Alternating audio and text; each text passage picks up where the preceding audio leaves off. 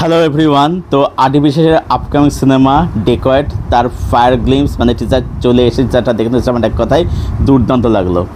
গল্প শুনে বুঝতে পারলাম সেটা হচ্ছে যে এখানে মৃণালের ক্যারেক্টার আদিবাসীর ক্যারেক্টারে ডবল ক্রস করে, আদিবাসী জেল হয় এবং মৃণাল যেখানে রাখা যায় সেখানে গিয়ে তার লাইফ একদমই ভালো হয় না, সুখের হয় না। তো একটা সিচুয়েশান আছে যেখানে আদিবাসীর তার লাইফ আসে, আদিবাসী হেল্প তার দরকার হয়ে পড়ে।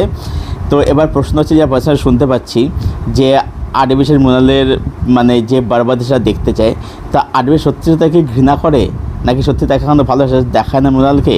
অন্যদিকে মৃণাল যে তাকে ডবল ক্রস করেছে এটা কি মানে কারোর প্রয়োজনীয়তা করেছিল বা তাকে কেউ ফোর্স করলে এই কাজটা করার জন্য নাকি সেই ইন্টেনশনালি করেছিল, তাদের মধ্যে ভালোবাসা আছে নাকি সেটা ফুরিয়ে গেছে, সেটা দেখা বেশি হবে।